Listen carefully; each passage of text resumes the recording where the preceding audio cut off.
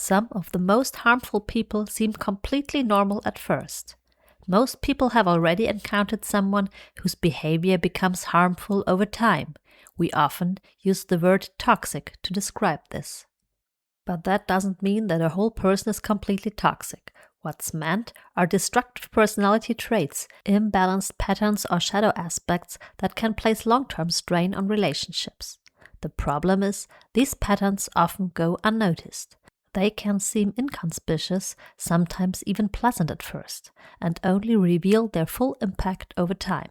In this video, we'll look at 3 common types of people with toxic personality traits that are often overlooked.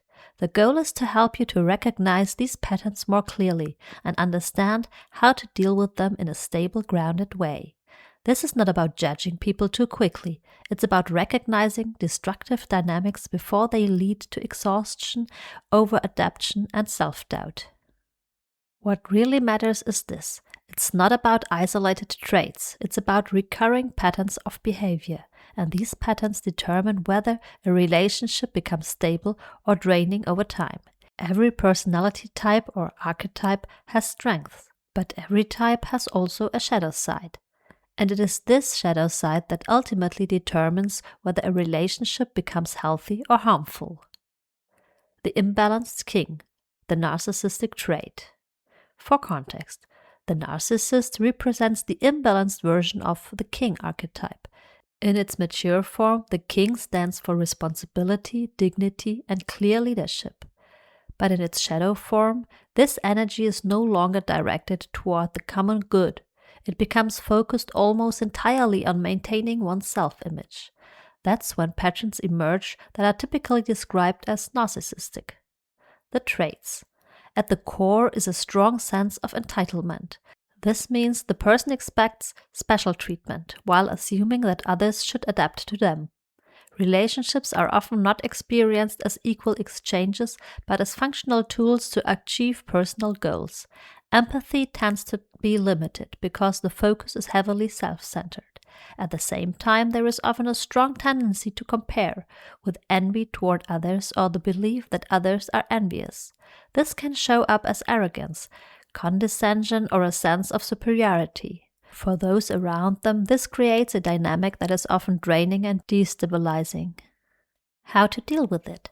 With narcissistic personalities, it's usually not effective to try to change the person themselves. Instead, the focus should be on your own behavior. This includes setting clear and stable boundaries and consistently maintaining them. Communication should remain factual and calm, without emotional escalation. Criticism is most likely to be accepted when it's neutral and based on facts.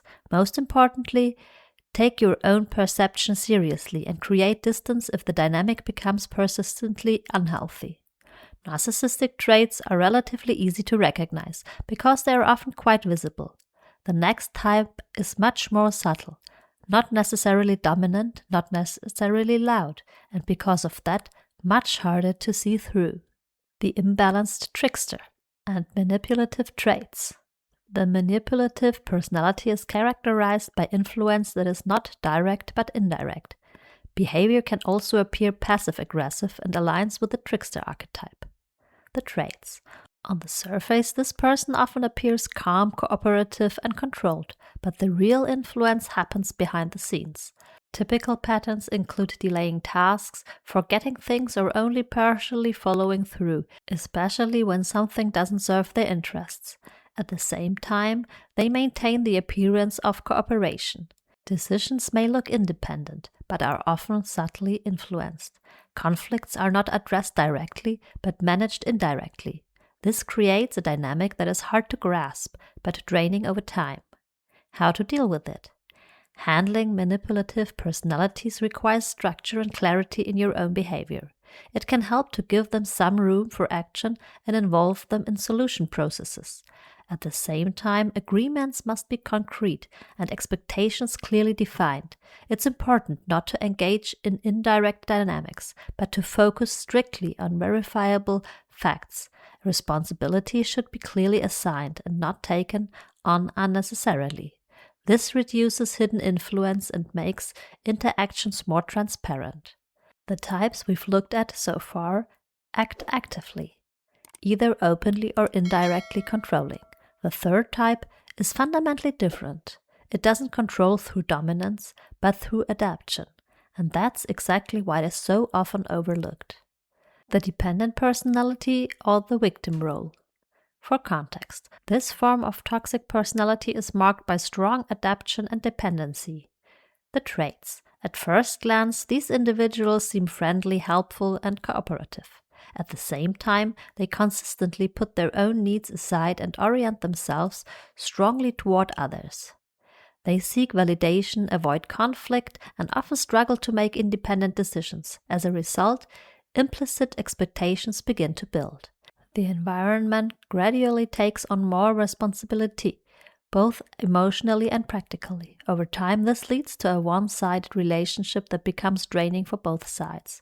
This pattern reflects the imbalanced version of the lover archetype. How to deal with it? Dealing with these patterns require a careful balance between support and boundaries.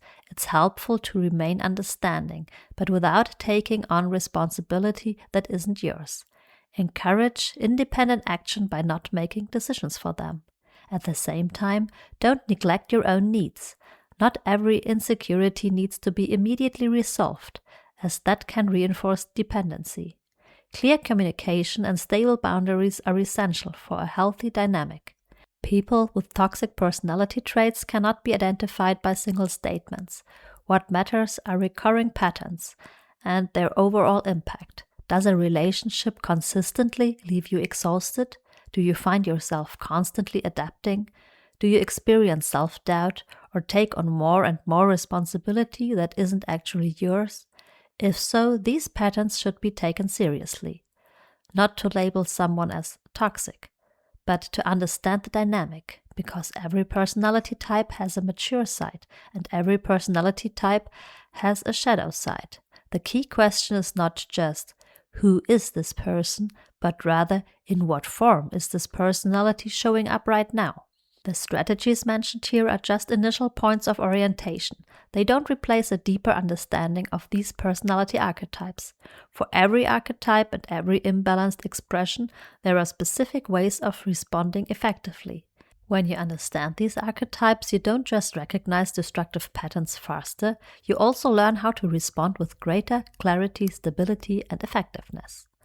And the three forms described here are only a selection. There are many other shadow aspects and destructive patterns that can strain relationships. That's why this channel will continue to explore different archetypes, their mature expressions, and also their weaknesses and shadow sides. Take a moment to reflect on whether you've encountered these patterns before. Not to judge people too quickly, but to better recognize which dynamics support you and which ones weaken you over time. And if you want, share your thoughts about this in the comments. Being conscious of these patterns is essential for building stable, healthy relationships. If you like the content of this video, give it a like and subscribe to the channel. And activate the bell to not miss any videos in the future.